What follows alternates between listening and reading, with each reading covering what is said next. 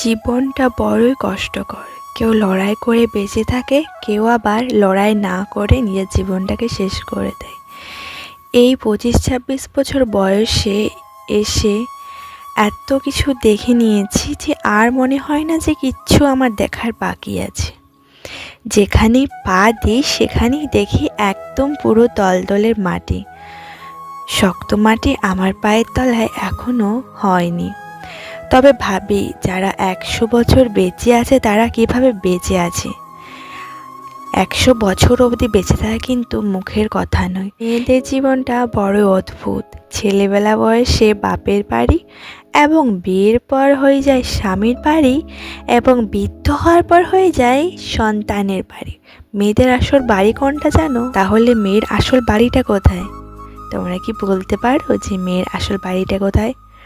আসলে কি সত্যি মেয়ের বাড়ি থাকে, ছেলের বাড়ি থাকে? নাকি ছেলেরও বাড়ি থাকে না? কারণ ছেলেরাও কিন্তু এক সময় বৃদ্ধ হলে সে বাড়িটা কিন্তু তার সন্তানে এলে, তাহলে বাড়িটা আসল কার? সে সন্তানও তো একদিন বড়ই হয়, তার ছেলে মেয়েও তো বাড়িটা নিচ্ছে, তাই না? আসলে পৃথিবীতে আমাদের কিছুই নেওয়ার মতো নেই। যতটুকুই আমরা নেব, পাপ পুণ্যের শুধু বিচার হবে। আমরা শুধু ভালো কর্মের ফলটাই নেব। এমনকি আমরা সবার উপকার করব, কারো কিন্তু ক্ষতি করব না। কারণ তোমরা এই পৃথিবীতে কিছুই নিয়ে আসোনি এবং কিছুই নিয়ে যাবে না। সে যে কোনো মানুষ, ছেলেই কিংবা মেয়ে, কষ্টটা কিন্তু সমানই হয়। মেয়েরা কিন্তু আমরা প্রকাশ করে বলতে পারি এবং ছেলেরা কিন্তু প্রকাশ করে বলতে পারে না। এটাই কিন্তু সঠিক কথা, তাই না বলো? তো কারো জীবনে কষ্টদায়ক একটু বেশি হয়ে যায়, আবার কারো জীবনে একটু কম। কিন্তু প্রত্যেকটা মানুষও দেখবে কষ্টদায়ক আছেই, কারো একটু বেশি, কারো একটু কম। কিন্তু বলো না যে আমি ভীষণ সুখে আছি, আমি ভীষণ ভালো আছি, একদমই না।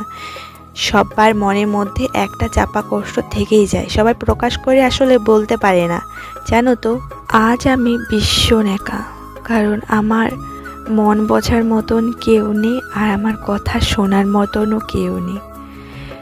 যখন দেখবে তুমি পুরোপুরি একা হয়ে গেছো, তখন কাউকে ভালো লাগে না। কারণ তোমার আসল মানুষটা যদি তোমাকে সময় না দেয়, তোমার কথা না শোনে, তোমাকে টাইম না দেয়, তখন দেখবে তোমার কাউকেই ভালো লাগবে না। তখন তোমার সব কিছুই থেকেও না থাকা লাগবে এবং তোমাকে পুরোপুরি একা লাগবে। সব কিছু তুমি করে তোমার শ্বশুর বাড়িতে তুমি সবাইকে খাইয়ে দাইয়ে খুশি করো, তোমার কোনো লাভ হবে না। কারণ তুমি যে মানুষটার হাত ধরে